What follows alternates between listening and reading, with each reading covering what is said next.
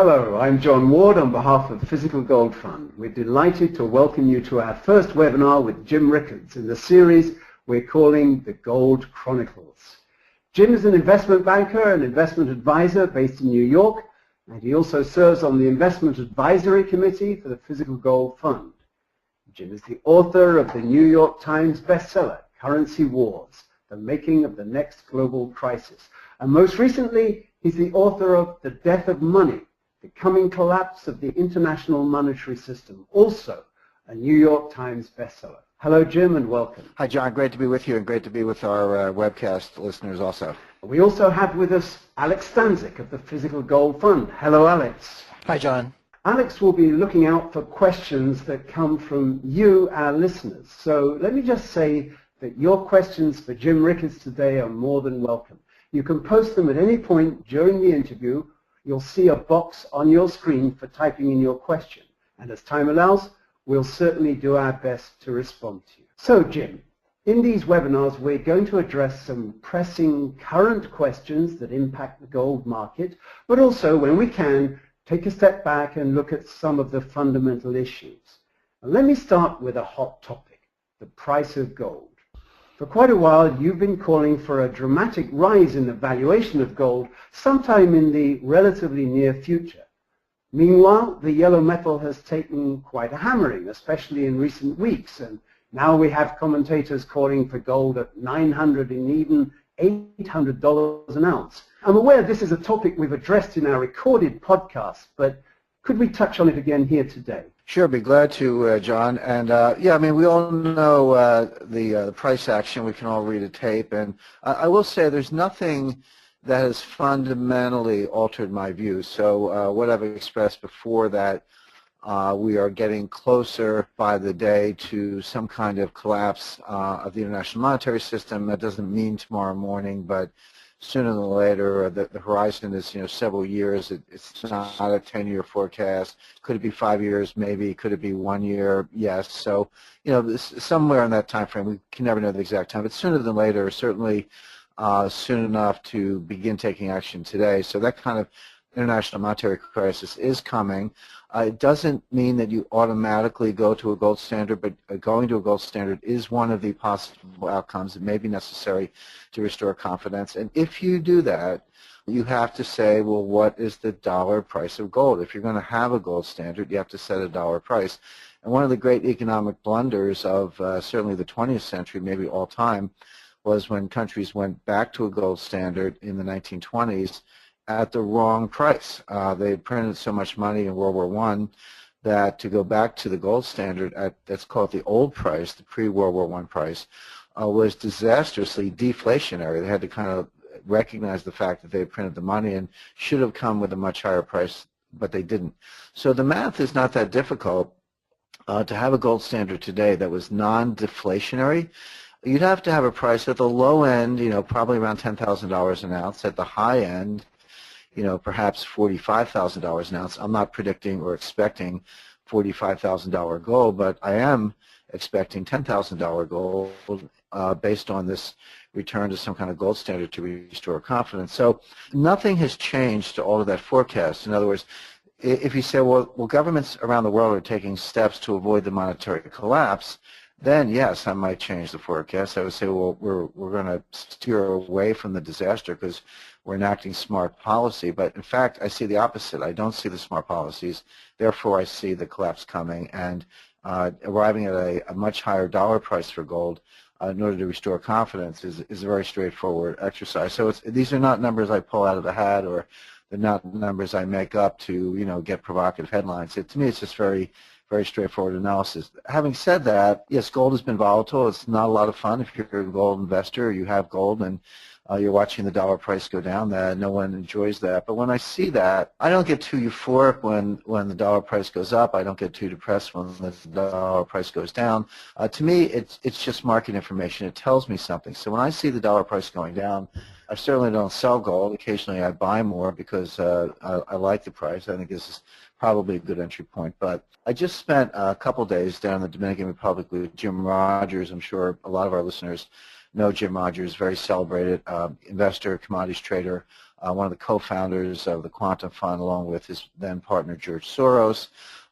Jim Rogers and George Soros went their separate ways, but Jim has had a very successful career as an investor. He, like me, he owns gold. He's sitting on his gold. He's not selling any. And he said he'll buy more. But he made a very interesting point. He said, no commodity has ever rallied to its kind of ultimate potential or its, its end level without a 50% retracement. He's been around in all markets. It's not just gold. It's, copper, wheat, corn, oil, you name it, stocks for that matter. He said 50% retracements in commodities land are not unusual. So if you had an all-time peak of about $1,900 an ounce for gold, a 50% retracement would be $950. So, 1,900 minus 950, I think that gets you down to 950 if I'm not mistaken. They call it 1,000 for a round number. I like the entry point right here where gold's about 1,200, give or take. But Jim says it wouldn't shock him to see gold go to 1,000, but at that point, you do have a 50% retracement. He would kind of back up the truck and load up there. So he's keeping the gold he's got, as am I. He said he's a buyer at 1,000. I'm not Jim Rogers. I'm not the commodity trader he is. I kind of like it where it is. But again, this kind of price action, this kind of volatility is not unusual. But the long-term forecast has not changed simply because the fundamentals haven't changed and the math hasn't changed. So I'm sticking to the much higher forecast. I recognize the recent price action, but we're certainly a lot closer to the bottom than the top, and we can expect a turnaround sooner than later. Well, another topical question here, Jim. Here in the United States, we've just had our midterm elections, and the Republican Party has strengthened its grip on the House of Representatives and taken control of the Senate. Does this have any bearing on the dollar's present rise in the currency markets, and therefore, if the dollar is rising, perhaps on the lower price of gold? I don't think it does, John. I mean, you're right about the price action. We do see the dollar going up. We do see the dollar price of gold going down. Those two things are linked. They're just inverse of each other. To me, a lower gold price just means a strong dollar. And likewise, the thing that will cause the dollar price of gold to go much higher is a weak dollar. So the dollar-gold relationship is exactly what you described. But I don't think the elections had very much to do with it, and here's why. Obviously, politically, it's a big deal, and if you're Harry Reid and you're not the majority leader, that's not a lot of fun. I'm sure Mitch McConnell is happy to be the new majority leader. But the question is, will this lead to cooperation between the White House and the Congress on important structural issues? Because as you know, in some of our past podcasts and some of my writings, I've made the point that we're in a global depression. We're not in a cyclical recovery. I mean, technically, the economy's been in a technical recovery since the end of 2009, but I don't view this as the normal kind of post-World War II cyclical recovery. What we are is in a sustained period of below-trend growth. If your trend is, or your potential is, say, 3.5%, your short-run potential is 5 or 6%, and you're actually growing around 1 or 2, which we are, that fits John Maynard Keynes' definition of a depression. And the definition is not, collapsing or continuously declining GDP. You can have rising GDP in a depression. It just means that it's rising well below your potential growth. So, again, if you could grow at 3.5 and you're actually growing at 2 for a long period of time, that's a depression. That's what we're in today. And so depressions are structural. They're not cyclical. In other words, there's nothing monetary policy can do about a depression. In a normal business cycle or credit cycle, yes, monetary policy easing and tightening can have a role, can help the economy or cool it down, as the case may be, but not when you're in a depression. Depressions are structural, and you need structural solutions. Structural solutions are things that come from the Congress and the White House. They're things like, fiscal policy, tax rates, capital gains taxation, global taxation, Fair Labor Standards Act, minimum wage, Keystone Pipeline, Obamacare, environmental regulation. Those are the structural handicaps that the economy is suffering under, and the economy is not going to get better until we do some smart structural changes. Now, with a Republican Congress that wants to lean in that direction and a White House that can read the tea leaves, you might say, well, gee, isn't there the potential for some cooperation and some smart policy that might get real growth moving, and that could impact the dollar price of gold? And my answer is, well, the potential's there, but will it be realized? In other words, the president has a choice. The president can look at Republican electoral victories in the 2014 midterm election and say, okay, I get it, I got the message, voters are unhappy with the course we're on, they want to change, they put Republicans in charge of the Congress to sort of cause the change, so I'm going to get the message, heed the wake-up call and start to work with them.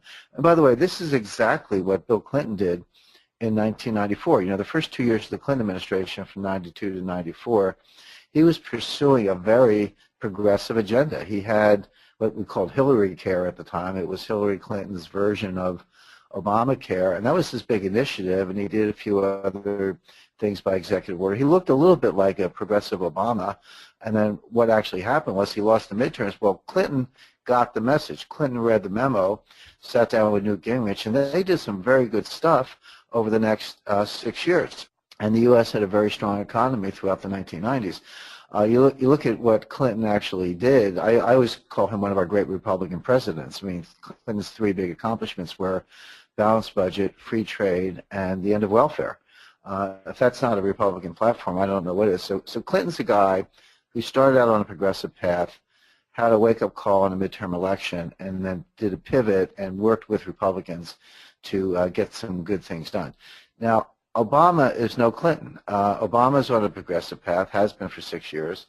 He also took a setback in the midterm election, but he's not getting the message. He seems to be doubling down on the confrontation, obviously with his threat to issue amnesty, which the Republican Congress does not want. And now it looks like the approval of the Keystone Pipeline, that would be one of the structural changes that I'm talking about. It looks like that's going to go through in a matter of days. It was passed by the House today, probably teed up for Senate passage, and the indication is the president will veto it.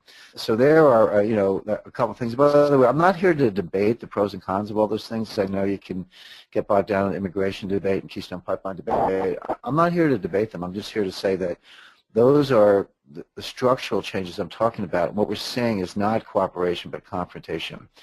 Therefore, I expect just more dysfunction, more fighting between the White House and the Congress. The president really defying the Republican Congress, poking a stick in their eye. Again, you can debate the politics all day long, but as an economic analyst, to me that's just more dysfunction.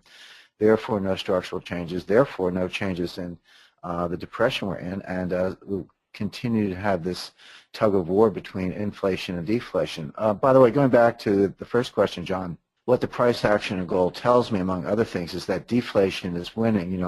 Since my first book, Currency Wars, I've described this inflation-deflation dynamic as a tug of war between two very powerful forces, and no team has conquered the other team yet. We haven't gone into severe 1930s style deflation, nor have we gone into severe late 1970s style borderline hyperinflation. We don't have either one, but the tug of war continues. So right now deflation seems to be winning, but what that tells me is that the Fed's nowhere close to raising interest rates. They may even come back late next year or early 2016 with QE4. So the stars are still aligned, if you will, for inflation, which at the end of the day, if the Fed wants it, they'll get it, even if it takes years, and we all know what that will do to the price of gold. So elections are interesting, but I don't see cooperation. I see confrontation. And that tells me more of the same from a policy perspective and more money printing at the end of the day by the Federal Reserve. Well, now, Jim, I'd like to shift the ground here a bit. I'd like to ask you briefly about a bit of a stir you caused with a recent article you wrote. The title, as I recall, was In the Year 2024. And some people have read you as predicting worldwide gold confiscation. Can you tell us what you actually wrote and maybe elaborate a little bit on this article? Sure. I did write an article called In the Year 2024. This is something I write. I have a newsletter. It's called Rickards Strategic Intelligence. It comes out monthly. My publisher is Agora Financial down in Baltimore, so I'm enjoying writing the newsletter for them. This is one of the articles I wrote. But the newsletter is by subscription, so it's behind a paywall. You have to, pretty reasonably priced, by the way, but you have to kind of sign up for that. But occasionally some of the articles are taken out and put on the web in ways that everyone can see them, and this was one of those articles. I was trying to have, it was a serious article, but I was trying to have a little fun. One of the things that's dismaying, I'm a serious financial analyst, and these are serious matters when we talk about money and gold and people's net worth. But, a little humor goes a long way. So I was trying to have a little fun with it. But what I was writing, it was not a prediction. It was not, oh, here's what's going to happen, and here's what's all the gold's going to be confiscated. I did talk about things like that, but it was really set. It was meant to be in the same vein as, Franz Kafka, George Orwell, or Aldous Huxley, where you're writing about the future, but what you're really doing is writing about the present. You're using the future as a literary device to warn people about things that are going on today that they need to pay attention to. And so it's a very dystopian article. It talked about everyone having, biometric implants in their arms in order to qualify for government health care. And if you didn't have the implant, you couldn't get health care, and the implant would monitor your activity and control your thoughts, and people had to wear goggles. It was sort of almost like a Philip K. Dick science fiction piece. I think a lot of the humor was missed by some of the readers. In my first sentence, I referred to the bug that's implanted in you as an insect size. That was obviously a reference to the first line of Franz Kafka's Metamorphosis, where the protagonist woke up as an insect. I don't know, maybe we were playing over some people's heads a little bit. But the point is, if you take George Orwell's 1984 as an example, not everything George Orwell wrote about 1984 happened in the year 1984. We lived through 1984. I guess there's some 19-year-olds on the phone. Maybe they didn't, but I think most of the listeners did. But the reason George Orwell called it 1984 was because he wrote it in 1948. He just took the 4 and the 8 and flipped them around to get 84. But in 1984, he was really writing about 1948. He was warning people that some of the unpleasant dystopian neo-fascist things in his future novel were actually happening then and there in 1948. Obviously, he was thinking about Stalin and the Soviet Union. So I was doing something very similar. I called it In the Year 2024, but I was really writing about things that are happening today that investors should be concerned about. So a serious article, tried to use some literary references, tried to use a little humor, but with a serious purpose, which is to warn investors about trends. There's also, John, something called, I think a lot of listeners have heard of the self-fulfilling prophecy, where you predict something and it comes true because people believe it's going to come true and they act accordingly and they make it come true. So it's the prophecy that causes itself to happen because of adaptive behavior. But there's also something called the self-negating prophecy. It's when you make a prediction about the future, write about the future, and by providing warning, people act in inappropriate or helpful ways and make the bad thing not come true. That's sort of what I was trying to do by warning about potential bad things. Maybe we could get some positive behavior or positive policy outcomes today that would actually prevent the bad things from happening. So I actually think gold confiscation is extremely unlikely for 2 reasons. One, it's difficult to do. B, we live in a global world, much more so than in the past. So what one jurisdiction does, another jurisdiction can undo. It's a reason to possibly have gold in multiple jurisdictions. And candidly, there might be a little pushback. In 1933, when FDR confiscated the gold of the American people, there was enormous trust in government, fear about the economy, and the belief, well, the president must know best. So if the president tells us to hand over our gold, we'll hand it over. I think all those conditions have changed. I think there's a lack of trust in government, a belief that politicians do not know best, and therefore I think there'd be perhaps a lot of civil disobedience when it came to that, and that might be a reason why people wouldn't try it in the first place. But the other thing that was missed in the article is before I got to this end game, I did say that gold had gone up to $15,000 an ounce or higher, and people who were smart enough to buy it when it was $1,000 or $1,200 did quite well. And maybe if you buy it at $1,200 and it goes to $15,000, maybe you're a seller at $15,000, and you buy a farm and live happily ever after.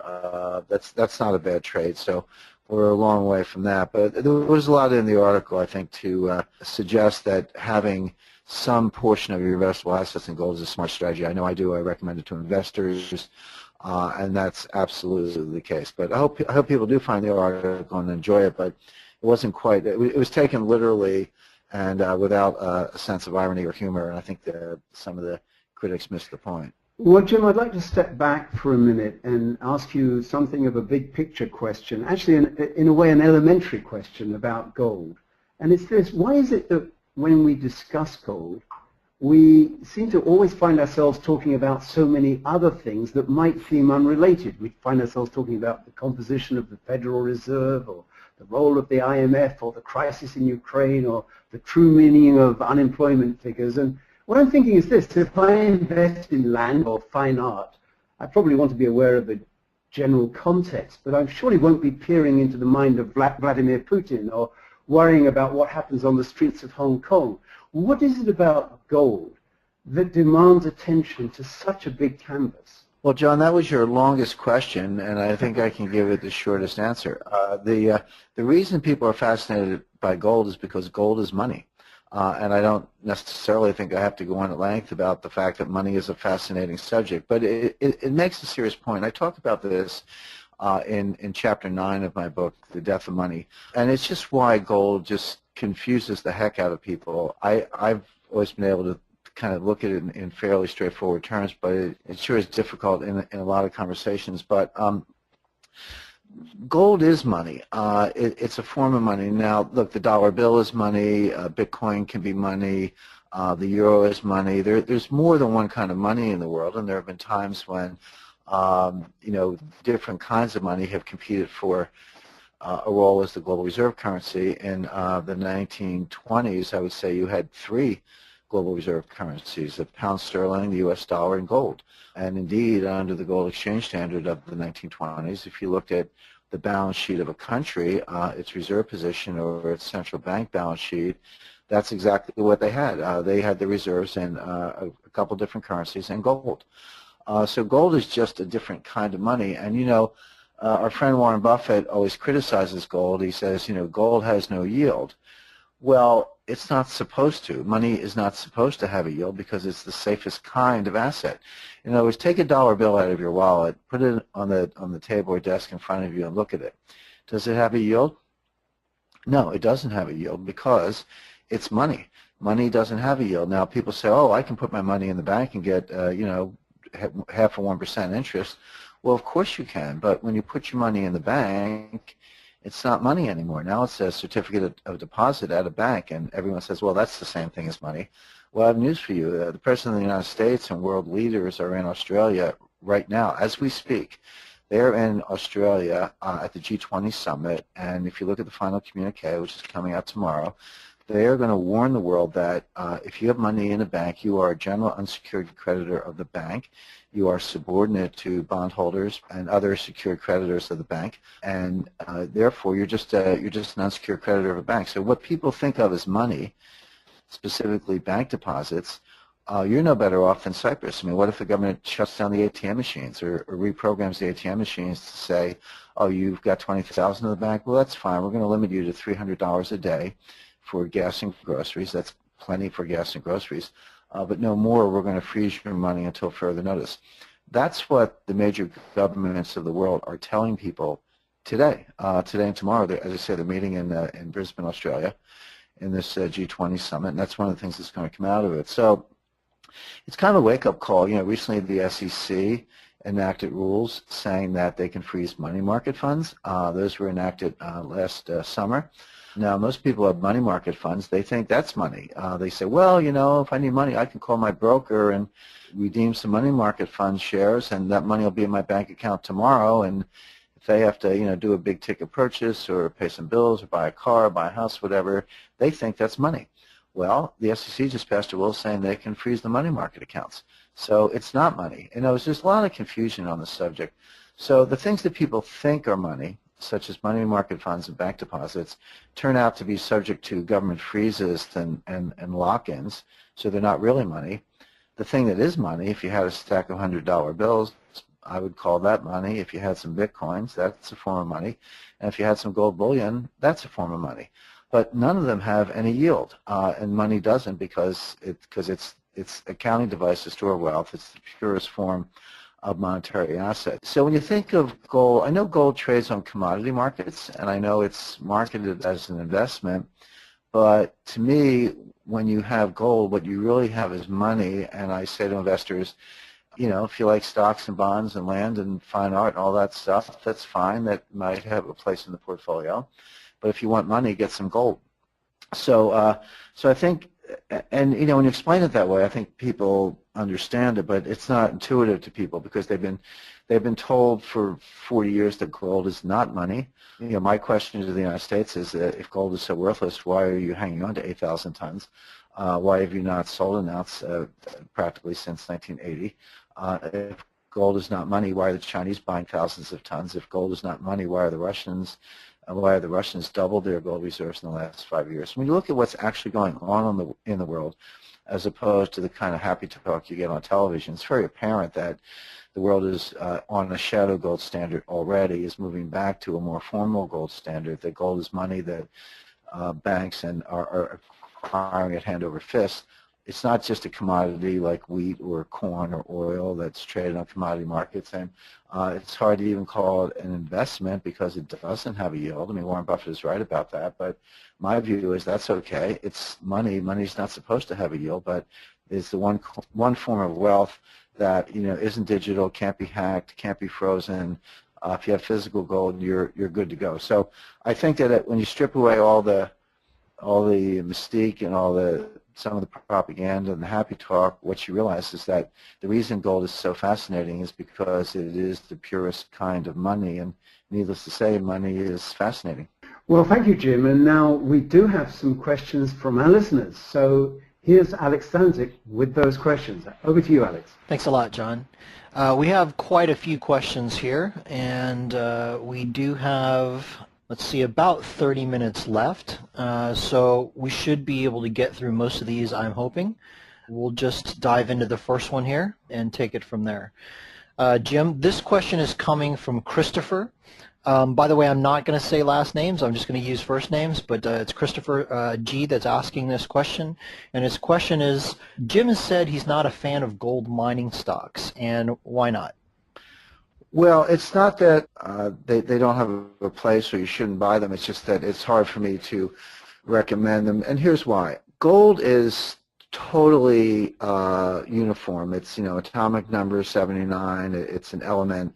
It doesn't get much purer in terms of the uniformity and grade and so forth. I mean, gold is even superior to oil and other commodities. There are 49 different kinds of oil around the world when you get to grades and sulfur content and viscosity and all that, but there's one and only one kind of pure gold, which we just discussed about. When you get to gold miners, they're not generic. There are excellent gold mining companies out there with good management and good prospects and good feasibility studies and solid capital structures, and there are horrible gold miners out there that are penny stocks, borderline fraudulent, incompetent, don't know what they're doing.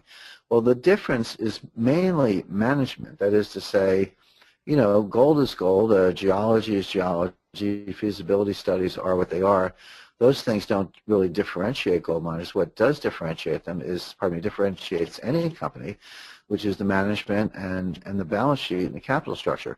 I can speak generically about gold, but I cannot speak generically about gold miners because I think there are good ones and there are frauds. And how do you know which is which unless you're a really good stock analyst? Now, I look at people like John Hathaway, who runs the Tocqueville Gold Fund, and others, Doug Casey, Casey Research. There are people out there who spend their time thinking about the issues that I just raised, thinking about gold miners. That's not what I do. I'm a global macro analyst. I'm an economist. I think about gold a lot in its monetary role, but I can read a balance sheet, but I don't hold myself out as a stock picker. So I don't really like to talk about gold miners because I haven't done my homework on them. I would say that gold miners have been beaten down badly. Again, gold mining stocks are a leverage bet on gold itself. Gold is volatile, and gold miners are more volatile because of the economics of mining and fixed costs versus variable costs and some other constructs inside the balance sheet. So if you think gold's a roller coaster, try the gold miners. I would say that when something is down 90% or 95%, there are only two ways for it to go. It's either going to go to zero, in other words, the company is going to file for bankruptcy, or it should bounce back. Now, I'll leave it at that. Again, I'm not going to name names or pick stocks. I'll leave that to the listeners and investors and people who are smarter than I am when it comes to that kind of analysis. But if you can kind of be alert to the ones that are maybe heading for bankruptcy and think about the ones that maybe have gone as low as they can go, there might be some opportunities there, but I'm not going to name names or pick stocks because it's not what I do. But the short answer is miners are leveraged bet on gold, but they're not homogeneous. They're highly differentiated, and you really have to do your homework to know who's who. Very good. Okay, the next question is from a gentleman named Jeremy A. And his question is, despite a printing press, the Bank of Japan couldn't stop deflation post-'89 in Japan. Why will it be different in the United States with the Fed and the IMF?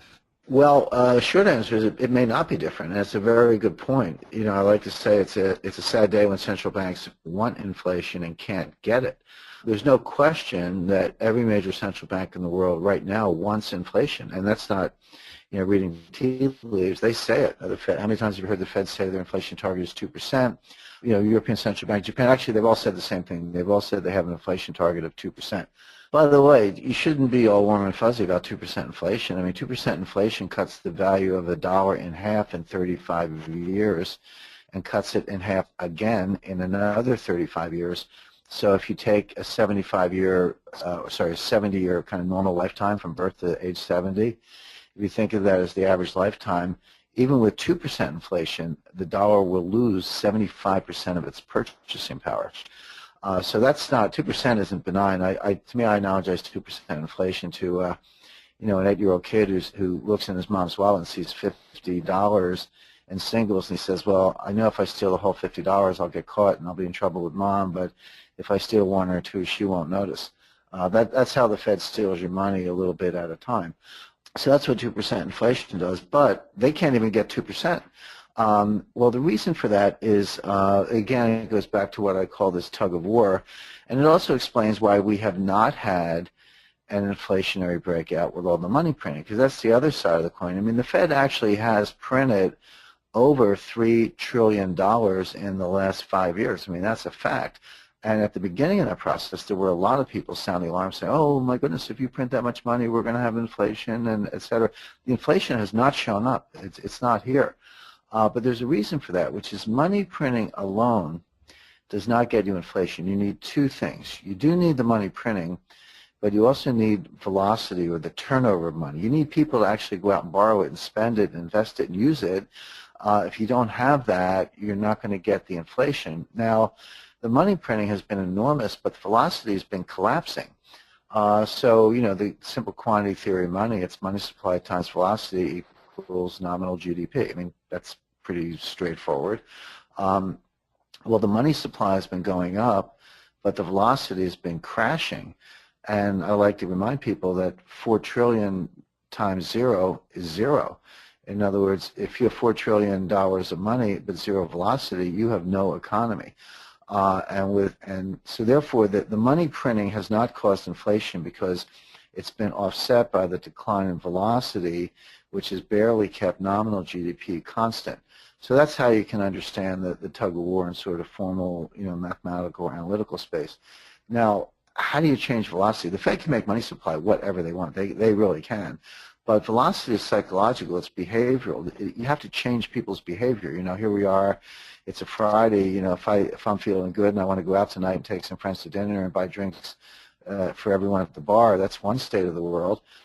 Spending a lot of money. But if I decide to stay home and watch some college football and not go out, the velocity of my money is zero because I'm not spending anything. So it's psychological. There are two states of the world. And what the Fed has to do is kind of lie to us and manipulate us to try to get out and lend and spend and get the old, you know, velocity nominal GDP machine cranked up again.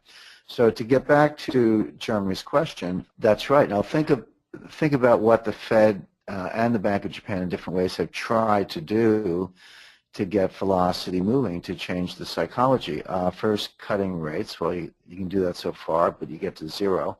Then quantitative easing, which is money printing. Currency wars, which is cheapening your currency. Even when you're at zero interest rates, you can create monetary ease by cheapening your currency, which a lot of people think is to promote exports, but that's not really the reason countries do it. They do it to import inflation in the form of higher import prices. In Japan, a cheaper yen would mean they'd have to pay more for imported oil, and that inflation would feed through the Japanese supply chain. So that's how they're hoping to get inflation. In the case of the United States, remember, we have a trade deficit. We import more than we export, so a cheap dollar would lead to higher import prices.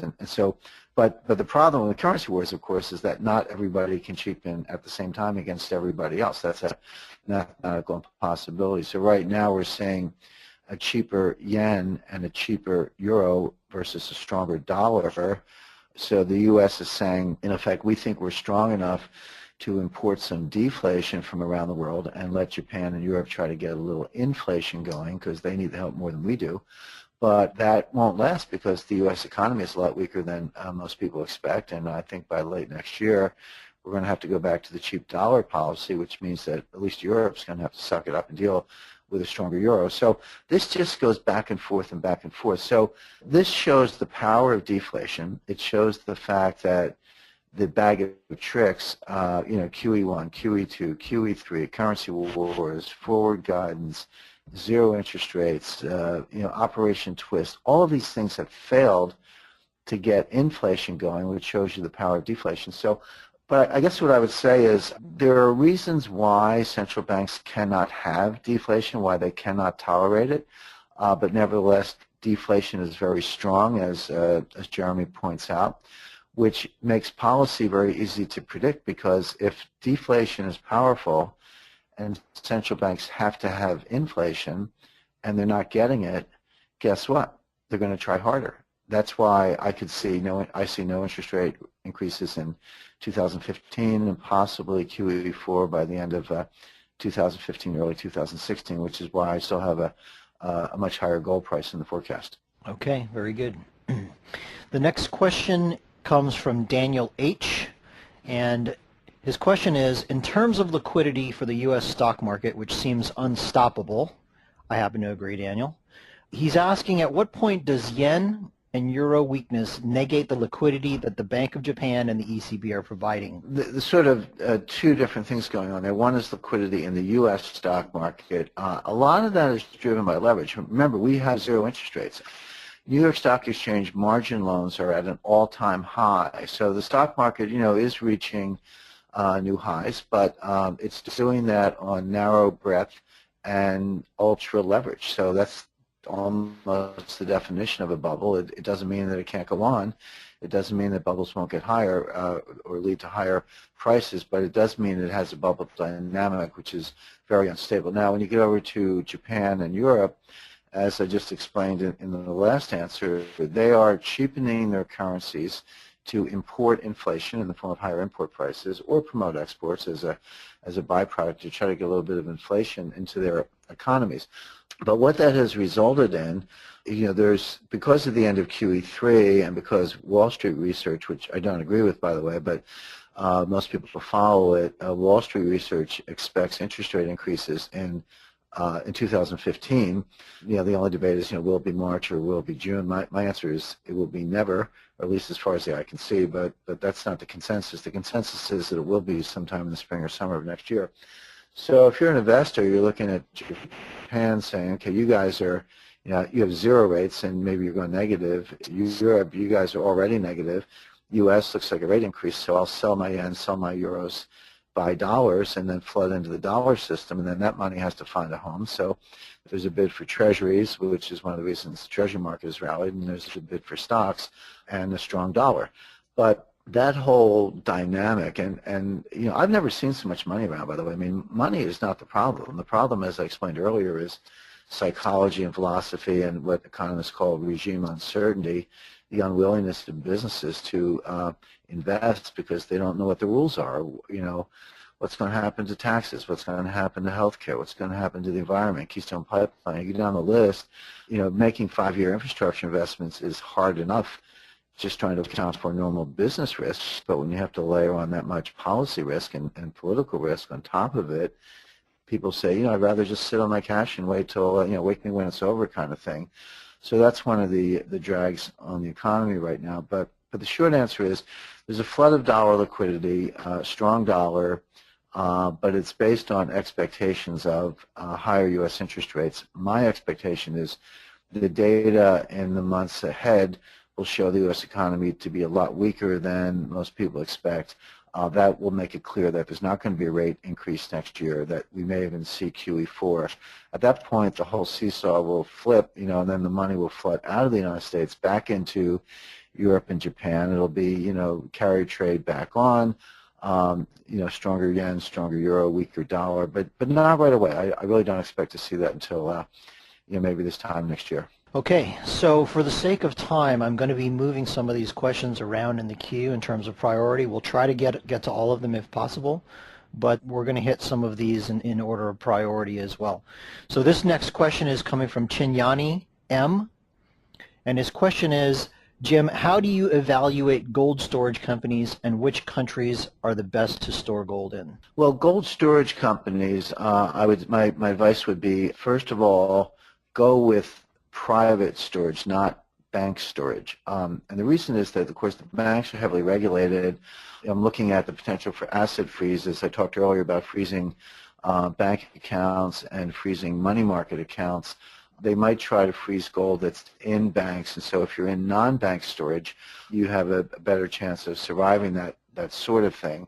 There are some very, very reputable firms out there. I think the advice I would give is the same advice I would give on almost any type of business decision, which is look for a reputation, look for people with long track records, look for people with references, with insurance and bonding. Don't go with the fly-by-night guy who just set up shop. He might be okay, but how do you know, really? Go with the established custodians, and one of the things I like about the physical gold fund is that they store their gold. They offer the storage facility to the customer, and they'll handle all the details. They'll sweat the details, so that's great.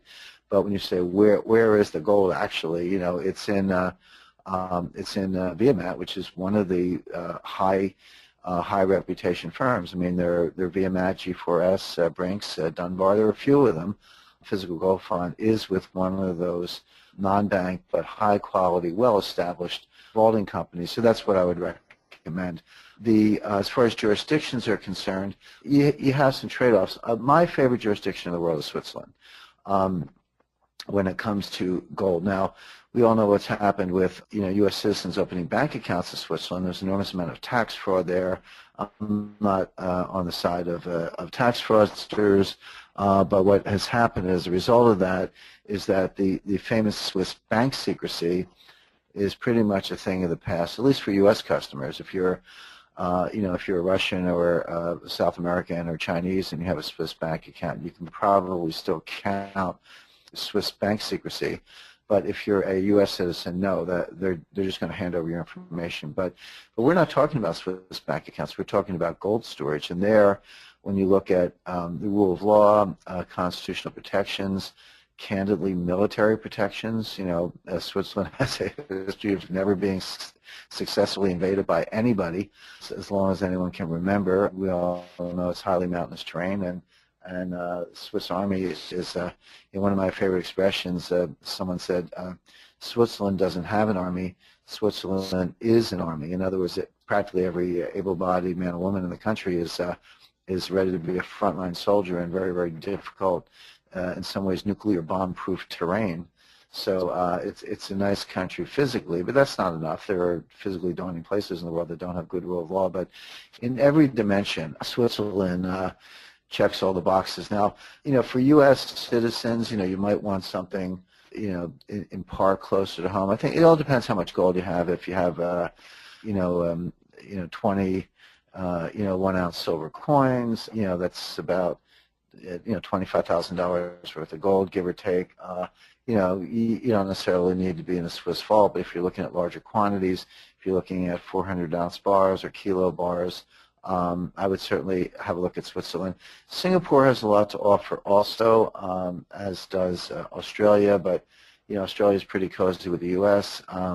Singapore has a lot of the attractions of Switzerland in the sense of being, good rule of law jurisdiction, safe in various ways. But it's in a worse neighborhood. It's pretty close to a lot of political instability in Thailand and Malaysia and elsewhere, and not too far from communist China. So I'm not against Singapore, but I would not, candidly, until recently, I would have said Hong Kong was okay, but of course Hong Kong is obviously coming under the thumb of the communists. So I think my first two choices would be Singapore and Switzerland, and of the two, I have a slight preference for Switzerland. Okay, very good. Jim M. is asking us, can we please ask Jim to comment on the upcoming Swiss referendum, its likelihood of passage, and the effect on the price of gold? Sure. So we all know, or I think most of us know, that November 30th there's a referendum in Switzerland, and Switzerland has a few interesting features in its democratic Republican form of government. One is citizens are allowed to petition to get a referendum on the ballot. So it's kind of very similar to California. We've all heard about everything from Proposition 13 to Proposition 42, whatever. Well, same thing in Switzerland. If you get 100,000 signatures, you can get on the ballot. So a group did that, and the Swiss Gold Initiative has a couple provisions. One is that it will require Switzerland to repatriate their gold. In other words, bring their gold back to Switzerland. Right now, most of it's stored abroad. And people say, oh, they're going to have to ship it out of the Federal Reserve Bank of New York. Well, no, Switzerland actually does not have any gold in New York. The Swiss gold is in Canada and London. But be that as it may, the Swiss National Bank would have to call up Canada, to Toronto, and London and get the gold back. So that's the first thing we do. But more importantly, for gold investors, or people holding gold, it would require the Swiss National Bank to back the currency with gold to a certain extent. I believe that's 30%. It's still 20% in one report, but I think it's 30%. But whether it's 20 or 30, the number is higher than the amount of gold they have today. So that would require Switzerland to go out and buy gold. So in addition to repatriating the gold they have, they'd have to go out and buy more gold to meet this requirement of the Swiss National Bank. So that would put a major bid in the market from a very large one. Now we know China's buying gold left and right. Russia's buying all the gold they can. If you put Switzerland in the mix, and Switzerland would be more transparent about it. I mean, China is doing everything by stealth and covert operations and using military and intelligence channels and lying about it. Switzerland, I think we could rely upon to be very transparent. You would know exactly what they're doing. So it has to be bullish for gold in two ways. One, we just put a bid on the market. They'd have to go out and buy this gold. And bear in mind, Switzerland is printing Swiss francs to buy euros. Switzerland was worried about a strong franc, and so they were basically trying to fight the currency wars. They were trying to trash their own currency by pegging to the euro. Well, that meant that as the euro got stronger, you had to go out and, as the Swiss franc got stronger, you had to try to weaken it, and they were doing that by selling francs, buying euros to maintain the peg. Well, that meant that they had to keep printing francs. Well, the more money you print, the more gold you have to buy to maintain the ratio. That's where the referendum and the the currency peg would interact. So, so not only would the Swiss National Bank have to buy more gold to meet the ratio, but if they were trying to maintain the peg at the same time and printing more money, they'd have to keep buying more and more gold because they would be printing more money, creating more assets, and therefore need more gold to meet the ratio all at the same time. So it's a very interesting dynamic. They'd be chasing their own tail because the gold referendum would strengthen the Swiss franc, but the Swiss National Bank wants to weaken the Swiss franc. So you start out with stronger franc, you print more money to trash it, but that would mean you'd have to buy more gold, which would strengthen it. So you really are a dog chasing your tail at that point, but it's very good for gold investors. So now, in terms of what's going on in Switzerland, a very interesting dynamic there. And I've spoken to some of these sponsors, some of the people involved. You're not allowed to advertise on TV. It's you just can't do that. And so the campaigning has been by word of mouth and leaflet and poster and putting up posters in train stations and interestingly on social media, Twitter and Facebook and things like that. So there's a little bit of a a 21st century campaign, but not a lot of television, number one. Number two, there's no real no campaign. You know, in Scotland, we saw the referendum on Scottish independence, and there was a big yes campaign, but there was a big no campaign. I mean, they trotted out the poor queen.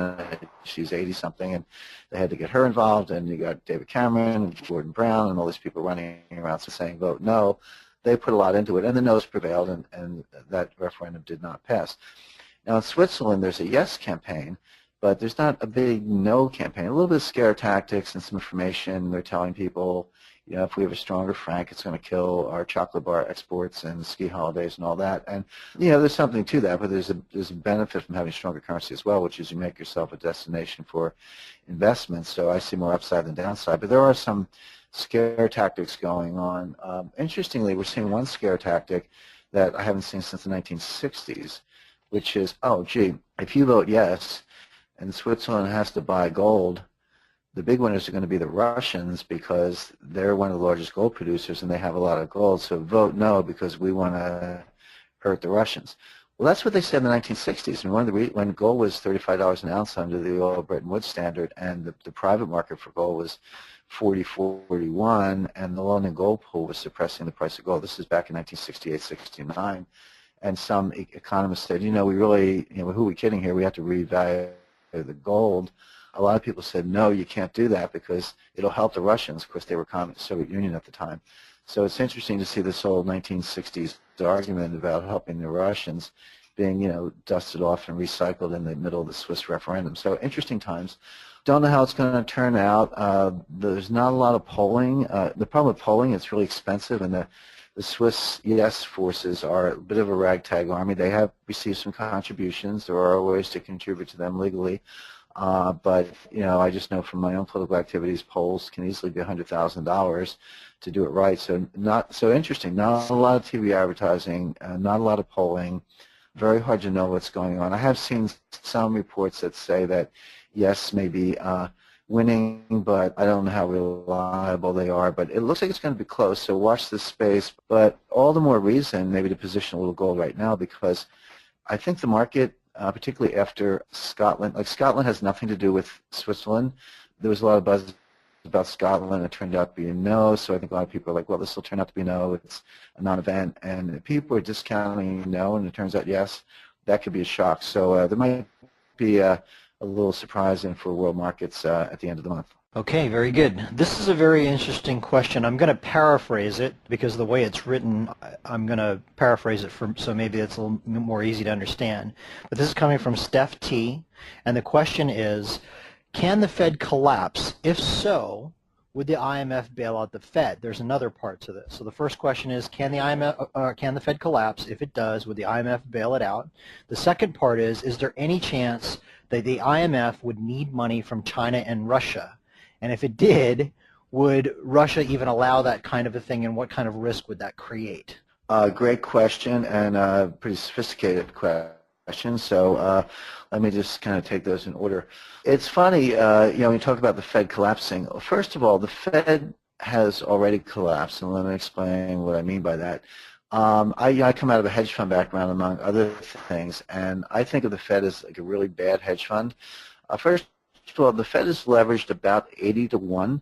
You know, when you have about $50 billion of capital and you have over $4 trillion of assets, that's 80 to 1 leverage. That's sky-high leverage. You know, Wall Street collapsed in 2008 with 30 to 1 leverage, and here's our central bank with 80 to 1 leverage, number one. Number two, the Fed is insolvent on a mark-to-market basis. That is to say, if you took the assets and repriced them not at historic purchase price but at what they're worth today, it would wipe out the Fed's capital. And you don't have to take it from me. I mean, it's the case, but I've had that conversation with two members of the Federal Open Market Committee, one from the Board of Governors and one of the Regional Reserve Bank presidents. These are private conversations. These are not things that you'll see on Charlie Rose, so to speak. But privately, I kind of, you know, we're friends, and I kind of badge them a little bit, and they admit it. Then they wanted to say, well, you know, one of the FOMC members said, well,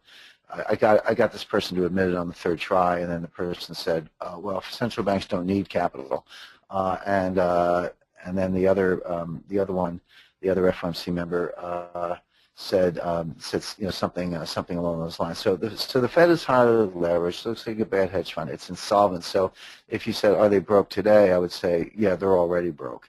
But what does that mean? What does the collapse of the Fed mean? What it really means is that it's a collapse of confidence in the dollar, because the Fed prints dollars, right? So if you make McDonald's hamburgers and nobody wants a McDonald's hamburger, then you might have a corporate collapse. And if you make dollars and nobody wants a dollar, then that's probably my definition of collapse. The other thing is people say, well, gee, the Fed could never go bankrupt because they can just print dollars. But what people don't understand is that a dollar is not an asset to the Fed. It's a liability. A Federal Reserve note is a note. It's a form of debt. So when the Fed prints money, they're just digging themselves a deeper hole, because those are the notes. Those are the things that people have to believe in order for the Fed still to be standing. So the Fed can collapse. It's highly leveraged. It's already insolvent. To me, a collapse would mean a loss of confidence in the dollar, because that's the Fed's main product. And so could it collapse? The answer is yes, it could. But what that means is a collapse of confidence in the dollar, which would pretty quickly lead to hyperinflation. Now, could the IMF bail them out? The answer is yes. In fact, I expect that. Just to kind of do a quick sequence, remember in 1998, when long-term capital management was collapsing, by the way, I was very involved in that. I had a front row seat in that. I talked about that. Roger Lawson talks about it in his book, When Genius Failed. But so I know that case inside out.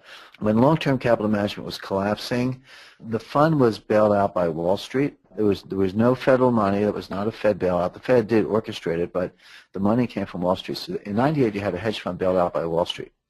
In 2008, Wall Street was collapsing. It wasn't a hedge fund anymore. It was the Wall Street itself was collapsing, and the Fed bailed them out. So the dynamics of 1998 and 2008 are identical, except that in one case it was Wall Street bailing out a hedge fund. In the second case, it was the central banks bailing out Wall Street. So you notice that each bailout gets bigger than the one before. The next crisis, and maybe if we have a 10-year tempo, maybe it'll be 2018, so we'll go 1998, 2008, 2018, so we have this 10-year tempo. I'm not predicting that, but that'll give you the time frame. It'll be the central banks themselves that need to be bailed out, not the hedge funds, not Wall Street, but the central banks. And the only clean balance sheet left in the world, the only thing bigger than a central bank, is the IMF. The IMF is leveraged about 3 to 1, not 80 to 1, so they've got a lot of headroom. They can print a lot of money. Of course, their money is has a funny name, the Special Drawing Right, or SDR. That's their world. It's really world money. They don't call it world money because that's too spooky, but that's what it is. So the IMF will print SDRs to bail out the central banks. So that bailout is possible. Now, the third part of the question was, where's the IMF get their money? Well, they get it two places. One, they can print it, as I just described. They can print SDRs. They don't need anything on the other side of the balance sheet to print SDRs. They can just print them and hand them out. So that's one place. But to the extent they don't do that, to the extent that they want to make loans or extend bailouts without printing SDRs, they do have to get the money from the members. And would China and Russia give them money? Well, China and Russia have already given the money. Since 2009, this was sort of something that was announced at the G20 summit in Pittsburgh in September 2009. I mentioned earlier that there's a G20 leaders summit going on right now as we speak in Australia, and there is, but this is one of a series. And if you go back to September 2009, G20 summit in Pittsburgh, Mike Froman and President Obama cut a deal where we basically agreed to refinance the IMF, come up with $1 trillion for the IMF so they could go bail out everybody else. Well, everyone signed on for a certain amount, and guess what? Everyone, Japan, Netherlands, China, European countries, Spain, everybody kicked in their share except the United States. The United States signed up for $100 billion, and so far we have not funded our share. And this is why Christine Lagarde, Madame Lagarde, the head of the IMF, is so enraged. She threatened the United States last spring, said that we've got until December 31st to pay up, or the IMF will start to go its own way, perhaps without the United States, cozying up to the BRICS and other members. That's a big threat. I think the Congress may call her bluff. This is one of these real inside Washington stories. I mean, I don't expect average everyday investors to follow this stuff. You have to be a kind of a geek like me to be immersed in it. But this will be one of the stories in the lame duck Congress, one of the stories that plays out between now and the end of the year. Will John Boehner and the Senate find a way to slip in the IMF money, the $100 billion, before the end of the year? I think they might. I think they may do it on this war appropriation, you know, because the president wants, I think, several billion, maybe $6 billion. He's got two things going on. He wants some billions to fight the Islamic State, and he wants a few billion to fight Ebola. Those are bills that nobody wants to vote against. So assuming they both pass, what you would try to do is slide this amendment into one of those bills, and the IMF would get their $100 billion. But I can't imagine taxpayers are very happy about it. But short answer is the IMF does need money. They do get it from the members, including Russia and China, and the guys who haven't, the deadbeats right now are the U.S., but they're going to try to slide that by the taxpayers between now and the end of the year.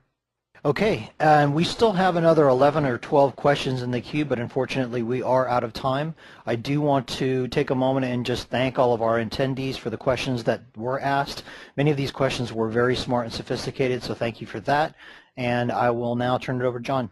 Thank you, Alex, and indeed thank you, Christopher, Jeremy, Daniel, Giuliani, Jim, and all the people who asked questions. We apologize to those of you that we didn't get to today, but we'll be mindful of your questions as we plan the next webinar in this series.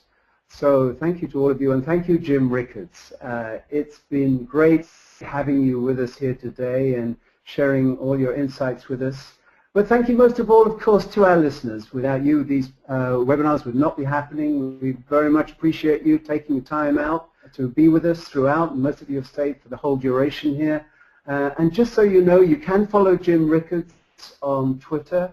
His handle is @JamesG.Rickards. And let me remind you that you can find Jim's latest book, The Death of Money, at Amazon or any good bookstore. Get yourself a copy. It's a fascinating read. So thanks, Jim and Alex. Bye-bye for now. And we look forward to joining you for our next webinar in this series. Watch your email for details. Bye-bye. For details. Bye-bye. For details. Bye-bye.